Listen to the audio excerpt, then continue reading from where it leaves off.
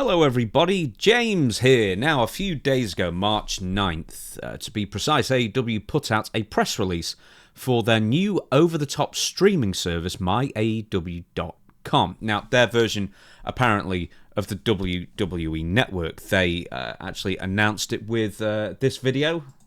Introducing MyAEW. Professional wrestling as only AEW can deliver. So there you go, that's basically it. You don't need to say anymore.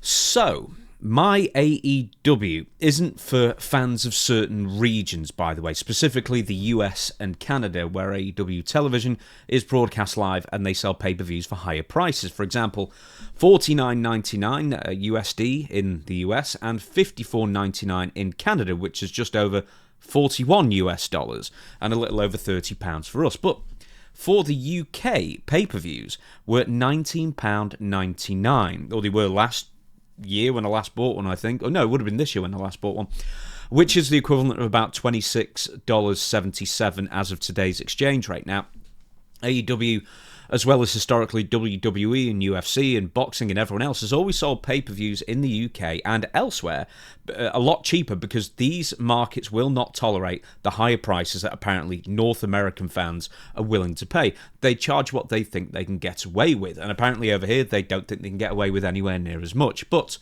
what is AEW specifically offering here and why? Well, here's what MyAEW are promising fans for the different tiers they are offering. We're going to focus on the monthly and annual here, because monthly you just get a Dynamite and Collision, etc., and a Ring of Honor Club TV as well. So, and of course the television archive. But for the monthly and for the annual, your AEW podcast, so apparently they're trying to do the WWE thing of having their own podcast network, which they were trying to do over like kind of half behind a paywall with ESPN, whatever it was. That was different to ESPN Unlimited or whatever that was called. But anyway, one AEW pay-per-view airing during the current month. So once again, we're going to skip away with that and we're going to go straight for the annual. So all 2026 AEW pay-per-views, of which there are likely to be around 10.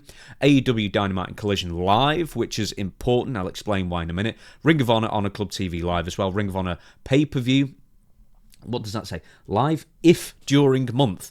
AEW Television Archive and select pay-per-view archives as well, which is kind of a weird thing to sort of slip in there. But anyway, one thing that's interesting to note here is that the prices are tethered to US dollars here. So you can't use a VPN to say you're from India, for example, and then get offered a cheaper price to sign up. There are other practical applications for VPNs here, but no one is paying me this time, and I'm going to leave it at that. So to add a little bit of confusion, it shows upon dollars here on the desktop version, but it's on pounds, for me anyway, on the mobile. But anyway, we actually kind of have to go to value for money here, and on the face of it, let's go to the annual plan and click through. And to be perfectly honest, this is so it's gone to pounds now, so £90, and once again, £20 a pay-per-view, and there are 10 pay-per-views here. So that is already, and there was 10 pay-per-views in 2025, so that's already £200, not including Ring of Honor pay-per-views, not including anything else really. So MyAEW are charging £90 for all that for the annual plan, and that's already a really big saving. Even if you only intended on watching half the shows, you're still, legally, of course, you're still saving a lot of money there, plus everything else with Ring of Honor. I think Ring of Honor Club was probably $10 a month or something as well. And to be honest, no one ever signed up for it. Now, the other big hook being in this country, and I imagine a lot of other European countries and elsewhere, is that AEW Dynamite and AEW Collision are live. Now, the UK gets these shows several days later on ITV's various shows. They got ITV 1, 2, well, they did have 1, 2, 3, 4. I think they've renamed them since. But that is really one of the big hooks here, because especially for me, in the sense that I have to. It's my job to watch all these shows, and I don't want to wait 3 days until the news is completely dead and not news anymore. So. And there's another question, actually. I don't know why these aren't live. I don't know why they're not live here. I mean, it's been done a million times. It wouldn't be that hard or technically challenging to do it, but for whatever reason, ITV just won't spend the money, or they've not reached an agreement to broadcast these shows live for whatever reason. Maybe it's a Maybe it's a content issue, I don't know, but they show them really late in the evening anyway, so it shouldn't be that big of a problem. But it's once again, it's pretty annoying for me, so if I've got to watch them, I've got to watch it somewhere where it's got inferior video quality anyway. But one more thing to mention here is the select pay-per-view archives. Now, I have no idea what that means at this point, but it's apparently not a comprehensive back catalogue. I don't know if there are problems with New Japan shows, or maybe a few shows before AEW was officially AEW with a weekly show, and there's like rights issues with that, but we're going to find that one out together when I compare for it. But before I do, and I'm going to do that live as well. I've not signed up yet, so I'm going to go through the process of signing up and seeing just how easy or otherwise it is to operate that website. Let's discuss why MyAEW sprang up out of nowhere in the first place. It's because in this country, the only way, let's just go back to the first one, the only way to watch AEW live, and you can buy a pay-per-view as well, the only way to watch the shows, the weekly shows live, was through Triller TV legally. And I'm not sure that many people in this country even knew about that, or just assumed that you had to watch it on ITV. So what is Triller TV? Well, you probably heard of Triller TV. I'll go back to that. You probably heard of Triller TV about the same time I did. They seem to kind of, once again, they sprang up out of nowhere, but they've actually been going like since 2015. But they secured the rights in 2020 for the Mike Tyson versus Roy Jones Jr. exhibition boxing match, which did, as far as I can gather, gangbuster pay-per-view numbers. And then you probably didn't really hear too much about them afterwards. Well, once again, they've had the live rights for a while, and I guess that a lot of people don't even know about it. But what else is on here is not, I mean, it's not exactly a who's who of programming. It's more like a who's that. They've got they've got Maple Leaf Pro, I hadn't realised as well. And they also do some Ring of Honor stuff that they have on pay-per-view as well. But for the rest of it, it's bare knuckle fighting, some MMA. Is this grappling? That's probably grappling. There's some really weird stuff on here as well, like a couple of indies, also WXW from Germany, which is one of the indie things. It's this one that I've got to click on. Apart from the fact that they've got Dutch football, which no one here is interested in Dutch football, is they have, apparently, children's basketball from India. And they're actually advertising that on the front page, so you know you're not dealing with... This is the kind of crap that people you'd have to pay them to watch, kind of thing, let alone watch for free in their own spare time, let alone actually pay for this dreck. Essentially everything apart from AEW, maybe Maple Leaf Pro, maybe even WXW. There's practically nothing for anyone here. But anyway, the reason that AEW was switched to their own server, their own over-the-top streaming service, is that Triller TV is going under and has been for a while now. Now, last year they risked being delisted from the New York Stock Exchange because they failed to file their quarterly reports, earnings reports on time, and their stock price last year around this time was about 80 cents a share. Today, it's 19 cents a share, but that's still a massive improvement on the beginning of this year when shares were a third of a cent. That's how bad they're doing these days. So if somebody doesn't buy them up, it looks like they're going to be folding sooner rather than later. But enough blather from me. Let's actually see if this website works, and I'm going to do this live, so this might end up having a bit of editing going on just for brevity's sake. Ooh, no, I don't have a promo code. That's annoying. Right, so this is where I'm going to pause and fill out all my information. Okay, that process was taking about a minute until I got to the checkout, right? And I nearly bought it. Can I show you this? Yeah, it's got my address on it, so I'm not going to show you. But it was £90 for the annual, which I was going to get. And then right at the end, it says applicable taxes, and it's added another £18, which is absolute horseshit. Right there. I hate when companies do that. That is an American thing. That doesn't happen over here unless it's VAT, and this isn't VAT applicable thing whatsoever. So anyway, I've apparently now got to... I'm going to do this live now. I've clicked complete purchase. We'll see if it goes through. But the actual buying of it is very, very smooth. But that's really wound me up. That is horseshit. That is that they sneak on an extra £18. That's not insignificant at all. That is another 20-odd% on top. So I'm not happy about that whatsoever. So I've got my order number. I've got my check-in email, and here we go.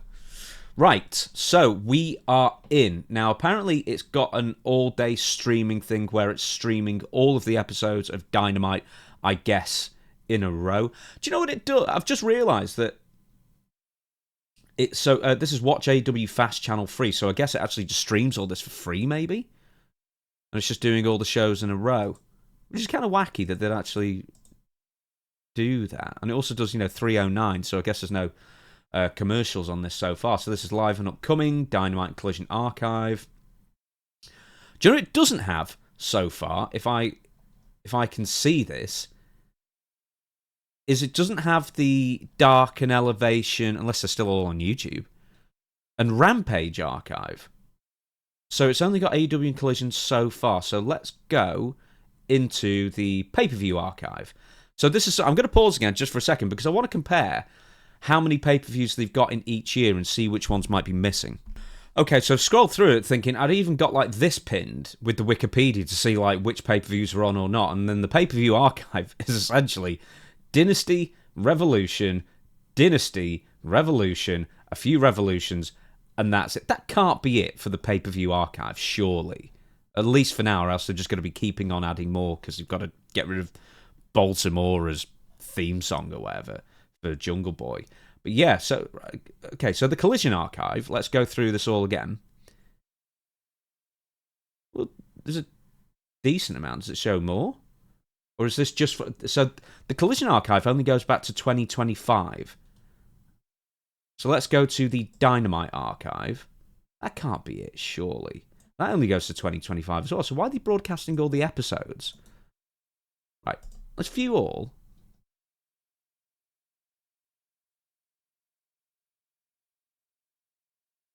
Bear with, I'm doing this live, everybody, so... It's just laid out really weird, or have I just skipped past it? Right, so for the archives that you can actually watch yourself and click on, it seems to me... There's AEW Dynamite Fight for the Fallen. It seems to me that of the ones that you can actually watch when you want to, it only goes to 2025. Whereas the live streaming... Let me click on that. The event has ended, so you can't watch this. So you can watch this. Watch channel. So this is episode 2. Yeah, of course there's an ad blocker, for Christ's sake. Oh my god. Give me a sec. Bloody ad blocker. There's a point. Never been in a fight like this before. Right, okay. Well, I mean, you can watch episode 2 if you want to watch it live, but apparently you can only watch stuff. That's really annoying, that.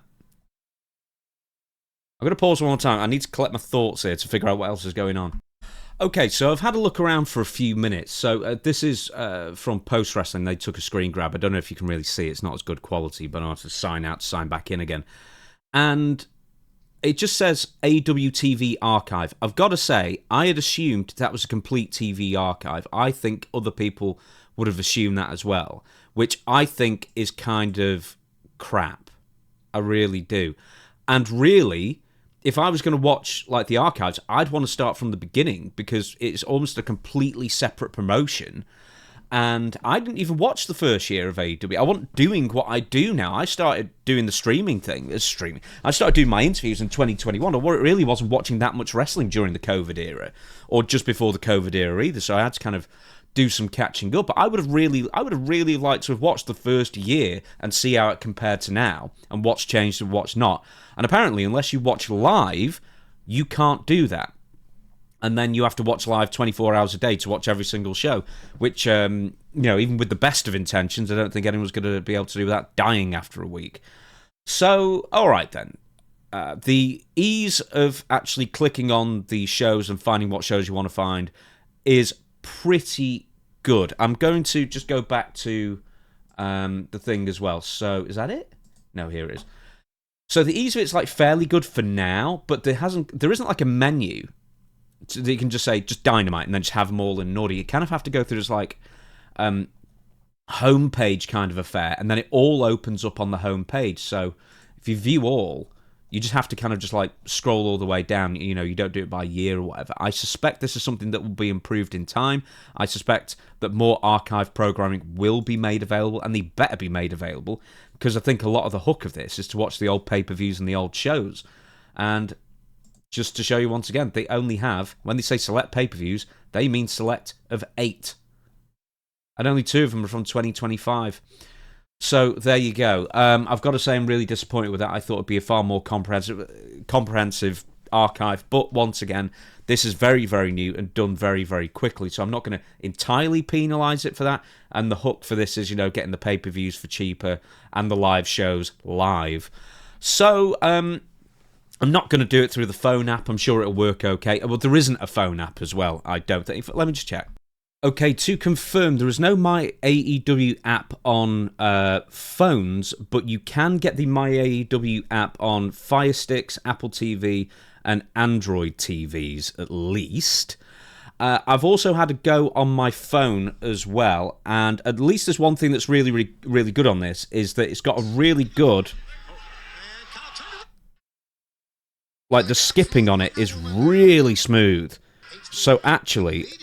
for the videos that you actually get to watch on it, the viewing experience is actually a very, very smooth process. Now, I was doing that just through the browser because there's no app, but at least that is working very, very well. So, very, very much a mixed bag. The archives are really lacking.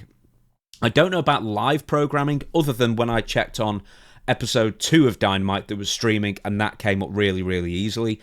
Yet to be seen about the pay-per-views. So it's kind of a mixed bag as far as the archives are concerned. I think it's really bare bones and not enough. Nowhere near enough. But once again, I'm sure more will be added sooner rather than later, because this is a kind of a very new thing. And I think they've just come out with, and I don't know if this was on the spur of the moment or a last-minute decision.